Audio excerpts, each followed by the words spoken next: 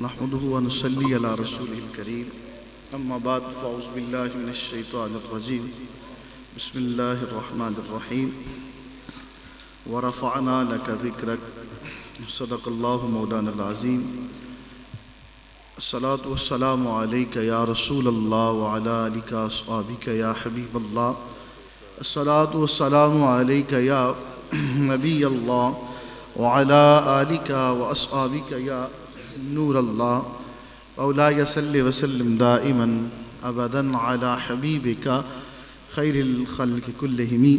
والحبيب الذي ترجى شفاعته لكل حول من الأحوال مقتهم رب اشرح لي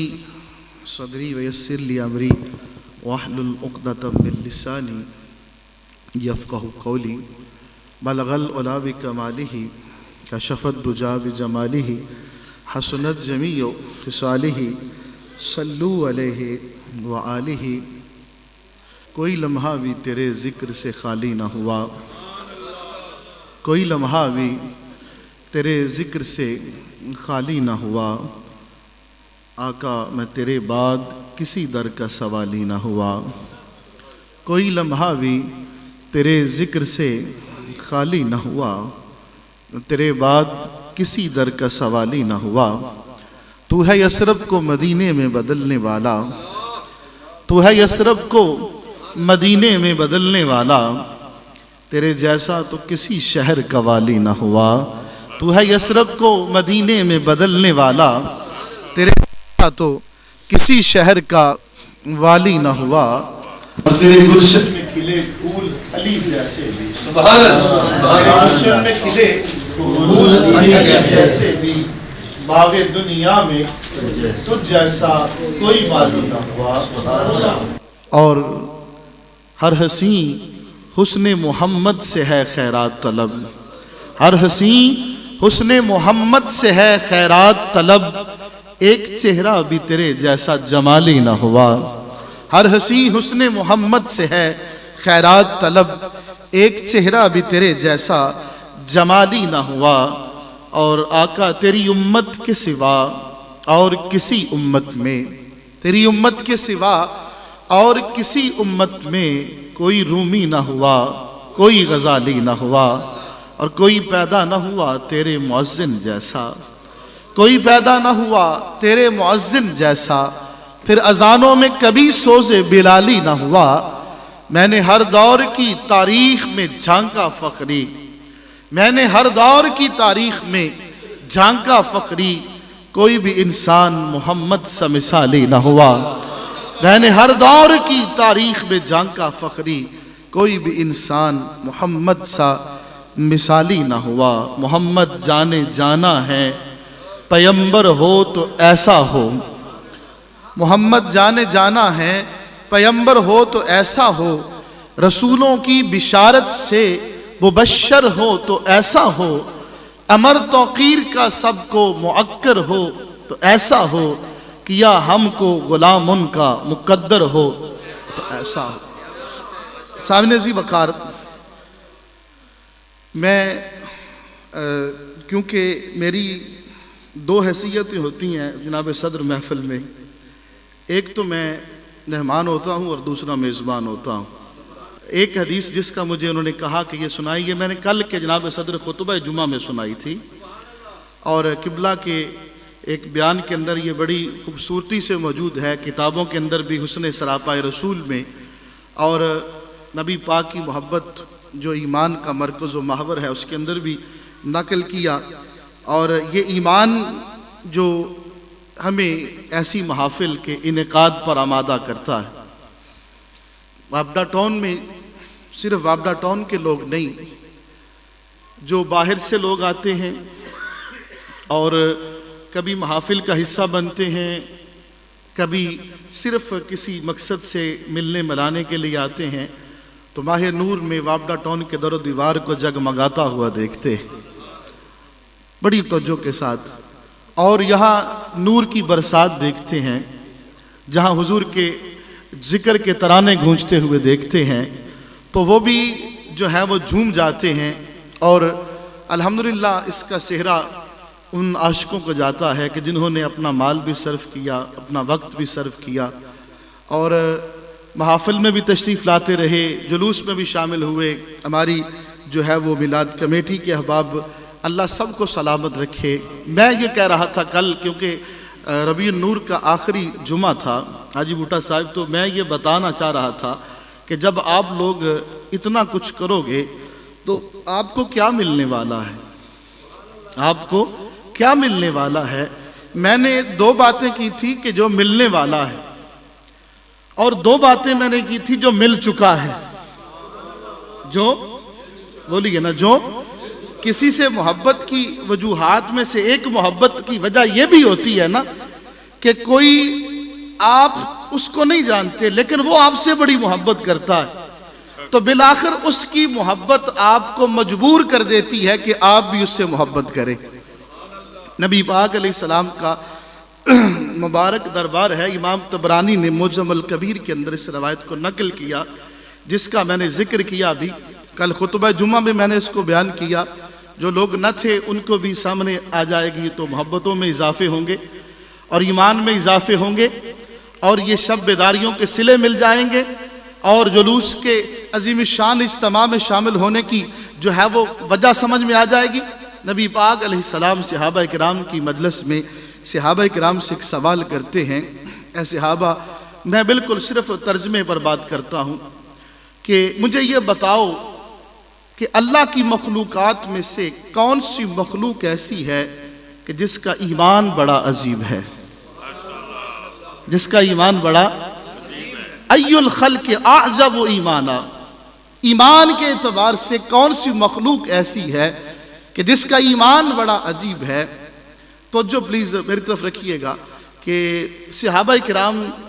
توقف کرنے کے بعد، سوچنے کے بعد، حضور کے احادیث اور فرامین کی روشنی میں عرض کرتے ہیں، آقا ملائکہ کا ایمان بڑا عجیب ہے، فرشتوں کا۔ ظاہری بات ہے کہ فرشتوں میں گناہ ہے ہی نہیں، ان کی سرشت میں نہیں ہے، وہ ہمیشہ اللہ تعالیٰ کی اطاعت کرتے ہیں، فرما برداری کرتے ہیں، جو حکم ملتا ہے کرتے ہیں، اس سے ہٹ کر ہے ہی کچھ نہیں۔ تو جب یہ صحابہ کرام نے سوچا تو کہا حضور فرشتوں کا ایمان بڑا عجیب ہے۔ نبی پاک علیہ السلام فرماتے ہیں فرشتوں کا ایمان کیسے عجیب ہے؟ وہ تو ہر وقت رب کے دربار میں حاضر رہتے ہیں، انوار و تجلیات کی بارش میں رہتے ہیں، تو ان کا ایمان کیسے عجیب ہو سکتا ہے؟ اب تھوڑا آگے چلے صحابہ، فالنبیون یا رسول اللہ، آقا اگر فرشتوں کا ایمان عجیب نہیں ہے تو پھر ہمارا خیال ہے کہ نبیوں کا ایمان بڑا عجیب ہے۔ میرے آقا آپ پھر بھی فرماتے ہیں، میں بالکل مختصر کرتے، پھر بھی فرماتے ہیں، حضور فرماتے ہیں وَمَا لَهُمْ وَالْوَحْيُ يَنزِلُ عَلَيْهِمْ، نبیوں کا ایمان کیسے عجیب ہو سکتا ہے؟ ان پر تو رب کی وحی نازل ہوتی ہے، جو رب سے ہم کلام ہو، جو رب سے باتیں کرے، جس کا رب کے ساتھ تعلق ہو، اگر وہ بھی ایمان نہ لائے تو پھر کائنات میں دوسرا کون ایمان لائے گا؟ جب فرشتوں کے ایمان کو عجیب تر ایمان نہ مانا گیا، جب نبیوں کے ایمان کو عجیب تر ایمان نہ مانا گیا، تو نبی رحمت صلی اللہ علیہ وسلم کے صحاب کو پھر اپنی وفائیں یاد آ گئی۔ وہ معمولی لوگ تو نہ تھے نا کہ نبی پاک علیہ السلام کے لیے، آج تو ہمارے لیے نبی پاک علیہ السلام کے نام پہ چند قدم گھر سے نکلنا مشکل ہو جاتا ہے نا، نعرے جتنے مرضی لگوا لے لیکن چند قدم نکلنا مشکل ہے، لیکن صحابہ کرام نے ماریں بھی کھائی تھی، گلے میں جو ہے وہ رسی ڈال کے گرم پتھروں پہ گھسیٹا بھی گیا تھا، جلتے ہوئے کوئلوں کے اوپر لٹایا بھی گیا تھا، تپتے ہوئے پتھروں کے اوپر لٹا کے اوپر اور پتھر رکھے گئے تھے، کوئلوں کے اوپر لٹا کے اوپر پتھر رکھے گئے، ٹانگوں کو دونوں طرف سے چیر دیا گیا، شاب ابی طالب میں 3 سال تک جو ہے وہ محصور کر دیا گیا، دانا پانی بند کر دیا گیا۔ اب وہ صحابہ اپنی وفائیں جب یاد آئیں تو کہا یا رسول اللہ، اگر نبیوں کا ایمان عجیب تر نہیں، اگر فرشتوں کا ایمان عجیب تر نہیں، فنحن یا رسول اللہ، حضور ہمارا ایمان بڑا عجیب ہے۔ تو نبی پاک پھر فرماتے ہیں کہ تمہارا ایمان کیسے عجیب ہے؟ تمہارے اندر تو مصطفیٰ خود رہتا ہے، تمہارے اندر تو میں خود رہتا ہوں، اور ظاہری بات ہے حضور فرماتے ہیں کہ تمہارے اندر تو میں خود رہتا ہوں۔ ذرا ہم سوچئے تو سمجھ نہیں آتی کہ آج ہم نے مولوی صاحب سے سنا کہ چاند کے نبی پاک نے 2 ٹکڑے کیے تھے، صحابہ نے اپنی آنکھوں سے دیکھا تھا. ہم نے کتابوں میں پڑھا کہ حضور نے سورج کو انگلی کے اشارے پہ موڑا تھا. صحابہ تو مڑتا ہوا دیکھ رہے تھے. ہم نے پڑھا ہے کتابوں کے اندر کہ درخت نے اپنی جڑوں سے اکھڑ کے بارگاہ مصطفیٰ میں آ کے الصلاۃ والسلام علیکہ یا رسول اللہ کی صدائیں دی تھی. ارے صحابہ نے تو آتے ہوئے دیکھا تھا. پتھروں کو کلمے پڑھتے ہوئے سنا, جانوروں کو سجدے کرتے ہوئے سنا, ہرنیوں کو حضور علیہ السلام کی بارگاہ میں گزارشات کرتے ہوئے سنا, اونٹ کو سجدے کرتے ہوئے دیکھا. اب صحابہ کرام, اللہ کے نبی فرماتے ہیں صحابہ سب کچھ تو دیکھا ہے, تم بھی نہ ایمان لاؤ گے تو اور کون ایمان لائے؟ تم بھی مومن نہ ہوگے تو پھر اور کون مومن ہوگا؟ تو نبی پاک علیہ السلام کے صحابہ عرض کرتے ہیں یا رسول اللہ صلی اللہ علیہ وسلم, حضور پھر بتائیے عجیب ایمان کس کا ہے؟ اور یہ وضاحت ضروری ہے, عجیب افضل نہیں ہے, عجیب کی بات ہے, تعجب انگیز کی بات ہے. عجیب ایمان کس کا ہے؟ تو نبی پاک علیہ السلام فرماتے ہیں صحابہ عجیب ایمان ان لوگوں کا ہوگا جو تمہارے بعد آخری زمانے میں آئے گے. تمہارے بعد آخری زمانے میں آئیں گے, انہوں نے مجھے دیکھا نہیں ہوگا لیکن پھر بھی مجھ سے محبت کرتے ہوں گے. اور اس کے ساتھ ایک اور حدیث کی بلا ملاتے ہیں اور فرماتے ہیں جو مسلم کے اندر موجود ہے کہ آقا علیہ السلام ان کے ایمان کے عجیب ہونے کی جو کیفیت بیان کرتے ہیں وہ آج آپ کے اندر موجود ہے کہ آقا فرماتے ہیں صحابہ وہ آخری زمانے میں آئیں گے, مجھے دیکھا نہیں ہوگا, لی حبن شدیدن, لیکن پھر بھی مجھ سے ٹوٹ ٹوٹ کے محبت کرتے ہوں گے, ٹوٹ ٹوٹ کے محبت کرتے ہوں گے. اور یہ دل میں تمنا رکھتے ہوں گے کہ لَوْ رَعَانِي بِأَهْلِهِ وَمَالِهِ, کہ آقا کاش مجھ سے میرا سب کچھ لے لیا جائے اور اس کے بدلے میں ایک مرتبہ محمد عربی کا دیدار کروا دیا جائے, ایک مرتبہ محمد عربی صلی اللہ علیہ وسلم کا دیدار کروا دیا جائے. سامعین ذی وقار صحابہ کرام نے اپنا سب کچھ حضور کو سمجھا, پھر حضور کی محبت میں صحابہ کرام نے سب کچھ وار دیا. جو کچھ ہم کر رہے ہیں پورا ربیع النور شریف گزر گیا. میں ذاتی طور پر جہاں تک مجھے یاد آتا ہے 60 سے 70 محافل کے اندر میں نے حضور کے اس سال صرف شمائل بیان کیے. حضور کے شمائل حضور کے اس سال اس ربیع النور شریف میں, تو ہمیں اس کا صلہ حضور دے کے پہلے ہی دے دیا ہے حضور نے. ہم کہیں گے نا بعد میں کیا ملنے والا, حاجی بوٹا صاحب قبلہ صدر جناب صدر کیا ملنے والا ہے؟ ارے بعد میں تو ملنا ہے کہ جب سرکار فرماتے ہیں قیامت کے دن نبیوں کے لیے سونے کے منبر رکھے جائیں گے اور ہر نبی اپنے اپنے منبر پہ بیٹھ جائے گا. ترمذی کی حدیث ہے, ہر نبی اپنے اپنے منبر کے اوپر بیٹھ جائے گا. وَيَبْقَى مِنبَرِي, میرے منبر خالی رہ جائے گا. لَا أَقْعُدُ عَلَيْهِ, میں اس کے اوپر نہیں بیٹھوں گا. صحابہ عرض کرتے ہیں آقا سارے نبی بیٹھ جائیں گے, آپ کیوں نہیں بیٹھیں گے؟ سارے نبی بیٹھ جائیں گے, آپ کیوں نہیں بیٹھیں گے؟ میرے بندہ پرور آقا فرماتے ہیں اس لیے کہ میں ڈرتے ہوئے نہیں بیٹھوں گا کہ کہیں میں منبر پہ بیٹھوں میرا خدا مجھے کسی اعلیٰ مقام پہ نہ لے جائے, اعلیٰ مقام پہ نہ لے جائے. اب یہ اعلیٰ مقام پہ لے جانے کا ڈر تھا تو سرکار نے خود کیوں کہا کہ جب دعا نماز ہوتی ہے, نماز کے لیے اذان, تو اللہ کی بارگاہ میں دعا کیا کرو, اللہم رب هذه الدعوۃ التامہ والصلاۃ القائمہ آتی محمدا الوسیلۃ والفضیلہ والدرجۃ الرفیعہ, کہ آقا اے اللہ ہمارے آقا کو وسیلہ, فضیلت اور بلند درجہ عطا فرما. بلند درجے کی دعا خود کروائی, اور جب بلند درجہ ملنے والا ہے, منبر آ گیا ہے, نبی بیٹھ گئے ہیں, تو آقا کہتے ہیں لا اقعد علیہ, میں نہیں اپنے منبر پہ بیٹھوں گا. آقا کس لیے کہا؟ اس ڈر سے کہ کہیں اوپر بیٹھوں خدا مجھے کسی اعلیٰ مقام پہ نہ لے جائے. آقا کیوں؟ فرمایا اس لیے کہ کہیں میرے بعد میری امت بے یار و مددگار نہ رہ جائے, میرے بعد میری امت بے یار و مددگار نہ رہ جائے. ارے کیوں نہ حضور کے آنے کی خوشیاں منائے, کیوں نہ حضور کے آنے پہ جو ہے ہمارے در و دیوار سجے, کیوں نہ ہمارے گھروں کے اندر سے درود و سلام کی صدائیں آئیں کہ وہ آقا قیامت کے دن اس ڈر سے رب تعالیٰ کے انعام اور اکرام کی بارش اس اپنے ذری تخت کے اوپر نہیں بیٹھیں گے کہ میری امت بے یار و مددگار نہ ہو جائے. آقا فرماتا جب میں نہیں بیٹھوں گا نا تو میرا رب مجھے کہے گا یا محمد ما ترید ان اصنع بامتک, اے پیارے محمد بتائیے